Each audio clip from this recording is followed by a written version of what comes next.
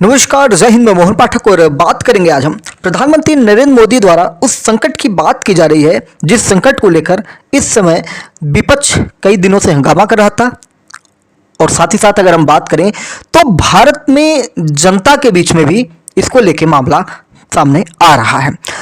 हम बात कर रहे हैं प्रधानमंत्री के उस बयान की जिस बयान में उन्होंने कहा कि कोरोना जैसा संकट आ सकता है, तो इसके लिए हमें तैयार रहना है। ये प्रधानमंत्री नरेंद्र मोदी के 21 मिनट के भाषण को हम एनालिसिस करने वाले हैं और हम आपको बताएंगे कि उन्होंने अमेरिका, इजराइल, ईरान जंग के दुष्परिणामों के बारे में देश को संबोधित कैसे किया। हालांकि उन्होंने राज्यसभा में उन्होंने अपनी बातें रखी, लेकिन जिसके माध्यम से उन्होंने देश को संबोधित कर दिया। उन्होंने कहा कि हॉर्मुज स्ट्रेट में हमारे जो जहाज हैं, भारतीय क्रू हैं, वो फंसे हुए हैं और ये हमारे लिए काफ़ी चिंता की बात है क्योंकि हमारे व्यापार के रास्ते प्रभावित हो रहे हैं। साथ में अगर हम देखें तो गैस, तेल, फर्टिलाइजर्स जैसे जरूरी सामानों की सप्लाई पर असर हो रहा है।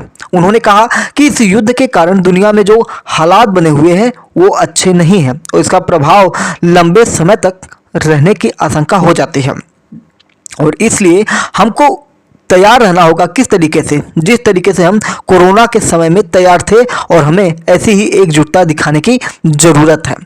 उनके मेन पॉइंट्स को अगर हम लें तो उन्होंने कहा कि बीते कुछ दिनों में दुनिया के अनेक देशों से कच्चे तेल और एलपीजी से भरे जहाज भारत आए हैं। इस दिशा में हमारे प्रयास आने वाले दिनों में भी जारी रहेंगे। तेल, गैस, फर्टिलाइजर और हर जरूरी सामान से लदे जहाज भारत पहुंचे, यही हमारी प्राथमिकता होने वाली है। लेकिन अगर हालात लंबे समय तक ऐसे ही रहे तो बड़े आर्थिक और सप्लाई संकट पैदा हो सकते हैं और इसलिए हमें तैयार रहना है।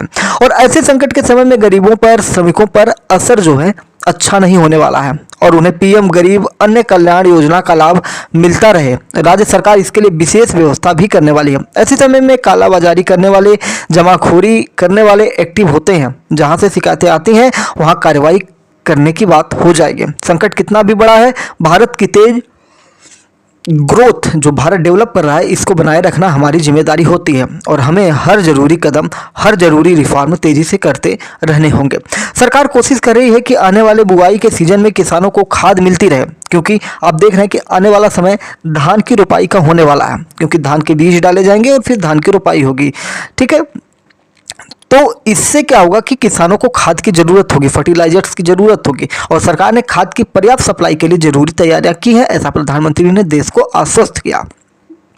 उन्होंने आश्वस्त करते हुए कहा कि सरकार हर चुनौती के समाधान के लिए उनके साथ खड़ी है और राज्यों का सदन है। आने वाले समय में संकट हमारे देश की बड़ी परीक्षा लेने वाला है। इसमें सफलता के लिए राज्यों का सहयोग जरूरी होगा। राज्यों की सरकार से आग्रह करना चाहूँगा। वहीं गैस और तेल को लेकर प्रधानमंत्री ने कहा कि कोरोना के समय में जैसे अलग अलग सेक्टर से निपटने के लिए अफसरों के एम्पावर्ड ग्रुप बने थे, वैसे ही कल 7 एम्पावर्ड ग्रुप बनाए गए। ये ग्रुप सप्लाई चेन जैसे पेट्रोल, डीजल, फर्टिलाइजर, गैस, महंगाई जैसे विषयों पर त्वरित और दूरगामी रणनीति के तहत कार्रवाई करेगी। हॉर्मुज स्ट्रेट के बारे में उन्होंने कहा कि हमारे व्यापार के रास्ते इसी की वजह से प्रभावित हो रहे हैं, जिसको ईरान रोक रहा है। लेकिन इससे पेट्रोल, डीजल, गैस और फर्टिलाइजर जैसे जरूरी सामान की रूटीन सप्लाई प्रभावित हो रही है, यानी कि जो रेगुलर बेस पे आती थी उसमें कहीं ना कहीं प्रभाव हुआ है। और हॉर्मुज स्ट्रेट में दुनिया के अनेक जहाज फंसे हुए हैं और उनमें बड़ी संख्या में भारत के भी हैं और कमर्शियल जहाज़ों पर हमला और हॉर्मुज जैसे जल मार्ग में रुकावट अस्वीकार है। भारत डिप्लोमेसी के जरिए युद्ध के इस माहौल में भी जहाज़ों के सतत आवागमन के लिए प्रयास कर रहा है। उन्होंने और भी बहुत सारी बातें बताई। उन्होंने कहा कि देश विदेश में जो भारत के लोग रह रहे हैं उनकी प्राथमिकता हमारी, जो उनकी सुरक्षा ही हमारी क्या है, प्राथमिकता होने वाली है। और जंग शुरू होने से अब तक 3,75,000 से ज़्यादा भारतीयों को भारत वापस लाया जा चुका है और ईरान से 1,000 से अधिक भारतीय जो हैं वापस आए हैं, जिसमें 700 से ज़्यादा मेडिकल की पढ़ाई करने वाले छात्र हैं। और सभी देशों ने वहां मौजूद भारतीयों की सुरक्षा का भरोसा दिया है और हमलों के कारण कुछ भारतीयों की मौत हुई है, यह दुखद है। उनके परिवार को मदद दी जा रही है, जो घायल है उन्हें इलाज भी दिलाया जा रहा है। यानी कि स्पष्ट हो गया है कि ईरान, इजराइल, अमेरिका युद्ध में भारतीयों की भी मौत हुई है। तेल और ऊर्जा का संकट होने वाला है क्योंकि भारत 85% कच्चा तेल इंपोर्ट करता है और इसमें से 60 से 65% पश्चिम एशिया से आता है और होर्मुज स्ट्रेट से दुनिया का 20% तेल गुजरता है और यहाँ भारत के लगभग 22 से 25 जहाज फंसे होने की बात निकल के आ रही है। तनाव बढ़ने से तेल की कीमतों में $5 से $15 प्रति बैरल का इजाफा हो जाएगा, जिससे तेल के दाम आसमान छूने लगेंगे। और पश्चिम एशिया में अगर हम भारतीयों की सुरक्षा की बात करें तो 80 से 90 लाख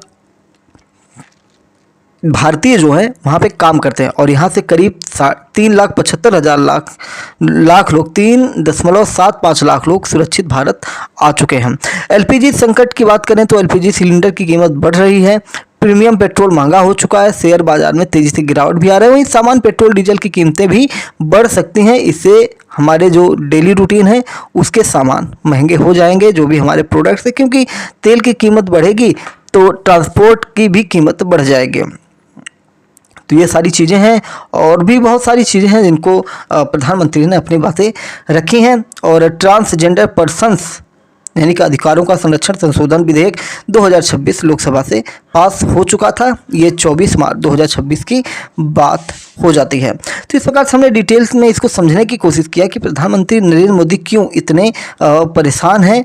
परेशान इसलिए है कि जो संकट है वो कोई आम संकट नहीं है। उन्होंने कहा कि सरकार देश को आत्मनिर्भर बनाने और विदेशी निर्भरता कम करने पर काम कर रही है, क्योंकि ज़्यादातर वैश्विक व्यापार जहाज़ों पर निर्भर है। उन्होंने बताया कि अब भारत हथियारों या जीवन रक्षक दवाइयों में आत्मनिर्भर बन रहा है और रेयर अर्थ मिनरल्स पर निर्भरता घटाने के प्रयास हो रहे हैं। पीएम ने यह भी कहा कि वैश्विक संकट से दुनिया की अर्थव्यवस्था प्रभावित हुई है, लेकिन भारत पर कम असर हो इसके लिए सरकार लगातार नज़र बनाई हुई है। वहीं भारत के प्रधानमंत्री ने कहा कि अब भारत 27 की जगह 41 देशों से ऊर्जा आयात कर रहा है और कच्चे तेल के भंडार पर भी ध्यान दिया गया। उन्होंने ये भी बताया कि पिछले 10 वर्षों में रिफाइनिंग क्षमता बढ़ी है और देश में क्रूड ऑयल की लगातार सप्लाई सुनिश्चित की गई है। पीएम ने यह भी कहा कि सरकार एलपीजी के साथ पीएनजी वो होता है ना, जो पाइप के जरिए गैस होती है, उसकी बात की जा रही है। तो घरेलू गैस उत्पादन बढ़ाने पर भी भारत जोर दे रहा है। और प्रधानमंत्री ने हॉर्मुज़ रूट वाली बात ही कहा कि हम सब पर थोड़ा नज़र बनाए हुए हैं और जैसे ही वहाँ से राहत मिलेगी हम इस पर काम करते हुए भारत में जो भी चीज़ें हैं उनको लाने की कोशिश करेंगे। गैस व और भी जो चीज़ें हैं, फर्टिलाइज़र संबंधी चीज़ें हैं, उनको लाने की कोशिश करेंगे। यानी कि मिडिल ईस्ट में तनाव खत्म होना चाहिए, बातचीत से ही समस्या का समाधान है। नागरिकों और पावर प्लांट पर हमले मंजूर नहीं है, हॉर्मुज़ का रास्ता रोकना स्वीकार नहीं है, प्रधानमंत्री नरेंद्र मोदी ने यह कह दिया। लेकिन पाकिस्तान उछल कूद मचा रहा है कि वो अमेरिका और ईरान के बीच मध्यस्थता करेगा और उसको हवा भी डोनाल्ड ट्रंप दे रहे हैं। लेकिन इससे ये पता चला है कि डोनाल्ड ट्रंप की अच्छी खासी लगी है। उनको अब लग रहा है कि उन्होंने ईरान के साथ झगड़ा करके अच्छा नहीं किया है। ईरान बहुत बढ़िया से इनको मतलब परेशान किए हुए है। तो ये सारी चीज़ें आपको समझनी चाहिए, देखनी चाहिए। यानी कि बड़ा सा बड़ा देश अगर किसी छोटे से देश से भी टकरा जाए और छोटा देश सीना तान के खड़ा हो जाए तो बड़े देश की बड़ी किरकिरी पूरी दुनिया में हो जाती है। चैनल पर नए तो चैनल को सब्सक्राइब करके daily current affairs news analysis के हमारे साथ जुड़ जाइए। जय नमस्कार, भारत माता की जय।